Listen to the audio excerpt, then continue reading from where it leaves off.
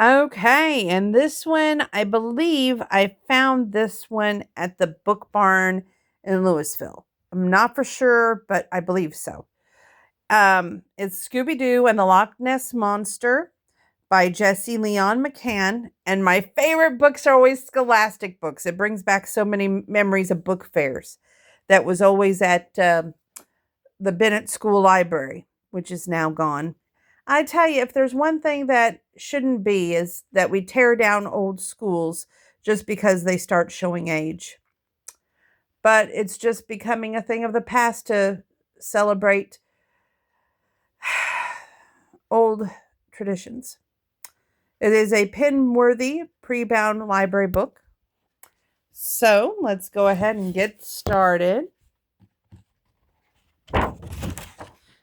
Oh, this one might be one that they picked up for me because it does say Florida Public Library on it. Adapted by Jesse Leon McCann from the script of Douglas Wood. And it is scholastic. So here we go. Dedicated to my wonderful new bride. Oh, Nancy McCain, thanks for brightening my life.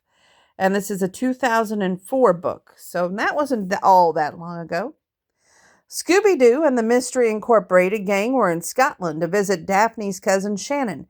Shannon lived in a huge castle on the shores of a giant lake called Loch Ness. I'm so excited, Daphne said. I can't wait to help cousin Shannon host the Loch Ness Highland Games. Wow, exclaimed Shaggy. Look at all those tents. I wonder if there's a circus in town. That's the sports field for the Highland Games competition featuring traditional Scottish sporting events, Velma explained. Shannon! Daphne ran to give her cousin a big hug. I can't believe I'm really here. Daphne, Shannon said eagerly, turning away from some men putting a patch over the big hole in Shannon's boat. Shannon's boat had been damaged by something in the lake. Something big. As she and the gang examined the hole, a man named Dell rushed up. Dell was certain the legendary Loch Ness Monster really existed. It's because of the Highland Games, Dell cried. All this activity has disturbed the creature. Zoinks! Shaggy cried. The gang followed Shannon into the Blake Castle. No one here has ever had any trouble with the monster, Shannon explained. That is until now. A few nights earlier, Shannon had heard a strange noise outside. Suddenly, the windows had crashed open, and the Loch Ness Monster burst in. Roar! Shaggy and Scooby were so frightened by Shannon's story, they leaped into a suit of armor.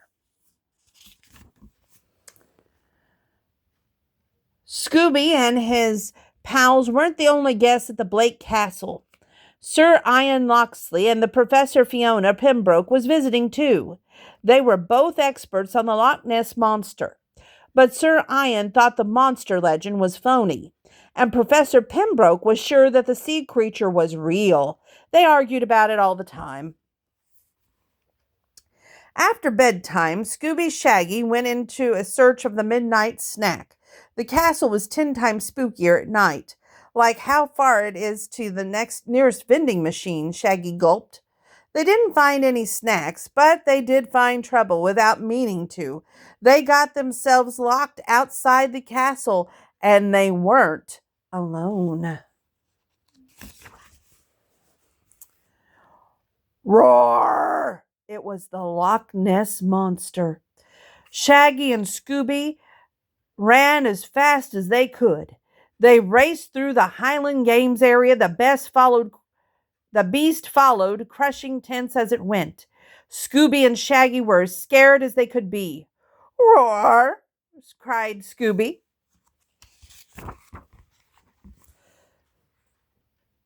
The gang's next... Was that the next page? No, we missed some pages, Donna. I was going to say, what? Okay, here we go. Later, when the others found Shaggy and Scooby hiding under a collapsed tent, the monster was long gone, and the games area was in shambles. Jinkies! Velma exclaimed when they saw the creature's huge footprints. Well, gang, Fred said, it looks like we got another mystery on our hands. In town, Shannon asked the innkeeper and his sons, Angus and Colin, for help. They agreed to help her repair all the damage to the monster had caused. Angus and Colin were big practical jokers. As they left, they gave the rope of a Loch Ness monster balloon to Shaggy and Scooby. Moments later, Shaggy and Scooby found themselves pulled high into the sky by the big balloon.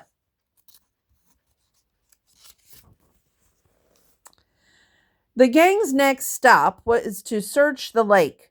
Sir Ian agreed to let them use his ship, which had a mini submarine on board. The kids decided to take the sub and look for the monster underwater. Hang on, folks, Fred commanded from the pilot's seat. It's time for splashdown. Soon they were diving deep below the loch's surface. The lake was very murky, which made it hard to navigate. A monster could hide anywhere. Scooby suddenly glimpsed a scary-looking eel outside. "Ronster, Ronster!" he cried. He grabbed onto Fred, causing Fred to steer the sub wildly. By sheer luck, Fred piloted them right into an underwater cave. There was air inside the underwater cave, so the kids climbed out of the sub and went exploring. "Hello," Fred called. His voice echoed several times throughout the cave. "Please don't do that, Fred," Shaggy said nervously, "like I'm afraid someone might answer." Scooby made a creepy discovery: skeletons dressed in armor. "I think we've discovered a burial ground used by ancient Scottish warriors," Velma said. "Well, if the skeletons are down here, that means there must be a secret passage back up to the surface," Daphne observed. "Hey guys, check us out." Shaggy and Scooby had put on some of the ancient armor. "We're a couple of brave warriors." "Whoosh, whoosh," Scooby agreed. But they weren't feeling very brave a moment later when the monster suddenly appeared. "Jinkies!" Velma exclaimed. "Everyone back into the submarine," Fred yelled. The angry monster chased after them as their sub once again dived deep underneath the water. Luckily, the little sub was fast. It maneuvered well. Soon they left the creature far behind. The Mystery Incorporated kids thought they'd seen the last of the monster for a while, so that night they went into the forest to help Del find his van, which had been stolen. But they were in for a big surprise. Out of the woods came the creature, roaring and snapping at Mystery Machine. "Roar! This is the moment I've been waiting for my whole life," Del was overjoyed to finally meet the Loch Ness monster. Just then, the monster swerved left and the road and came to a complete standstill.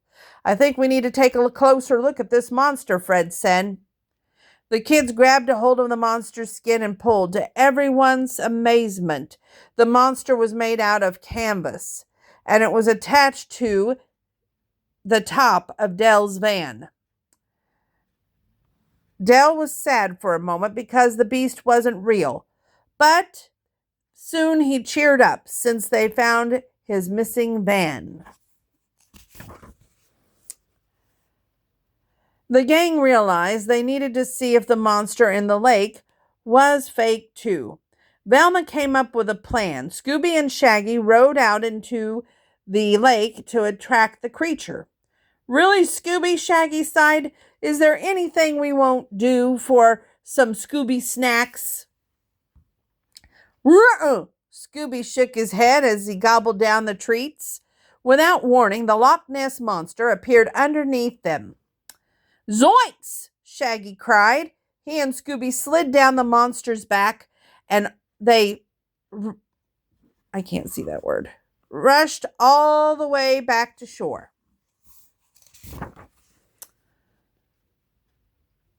Getting back on dry land didn't help Shaggy and Scooby much.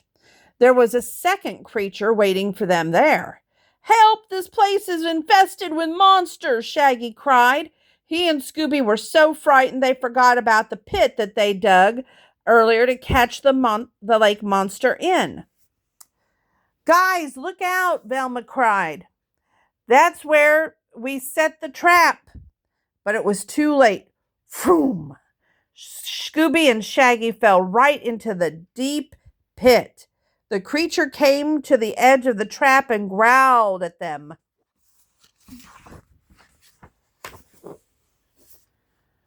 But there was no time to answer that question. What question? Oh, sorry. Did it again. Thank you for your patience. Okay. Meanwhile, back at the lake, the first monster was on a rampage. It knocked Fred, Sir Ian, and Dell into the water. And then angry creature plunged Dell's van into the water too. The creature moved close to Sir Ian and lifted its terrifying head out of the water. I don't believe it, Sir Ian was astonished. The monster is real. Help! Throw me a line, Sir Ian cried fearfully. I can't swim.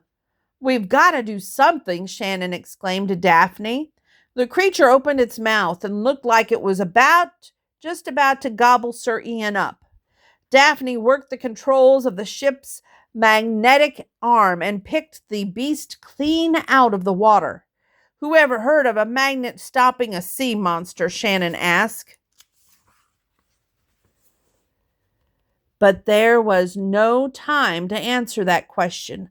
Scooby and Shaggy were in danger. Daphne swung the magnetic arm holding the creature and smashed it into the other monster, which was still standing over the top of the trap. Pow! The second creature was knocked into the pit. Scooby, Shaggy? Velma ran up and down looking into the pit. Are you guys okay? Terrific, considering we're squashed under the Loch Ness monster, Shaggy hollered.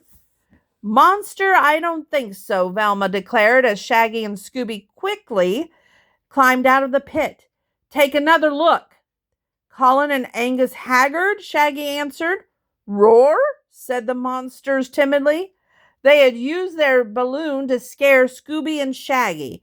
They had also disguised Dell's van to look like a sea creature. To them, it was all just a hilarious practical joke.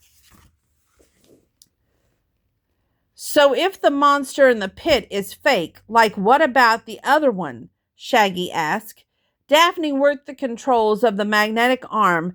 Time for this monster to hit the beach. The creature fell with a loud metallic clang. Part of its skin was peeled back, and they saw it was an actual robot. The gang cautiously approached as a big metal door in its side slowly opened. Professor Fiona Pembroke? Fred exclaimed. Everyone was astonished. I just wanted to convince Sir Ian there really is a Loch Ness monster. Professor Pembroke explained it was the only way that he'd help me find the real one. So the mystery was solved and no one was in trouble. In fact, after examining Professor Pembroke's evidence, Sir Ian decided to help her hunt for the real Loch Ness monster. The Highland Games went off without a hitch with the sporting events. Dancing, singing, and plenty of refreshments. The best part for Shaggy and Scooby was leading the parade. Like I never thought being a drum major could be so major, Shaggy laughed. Ruby Roo, Scooby-Doo cheered happily. Aw. And that is the end of Scooby-Doo. Where are you? Sorry, had to do that. Anyway, I hope you enjoyed it. Thank you for tuning in, and I'll see you again soon with some more books.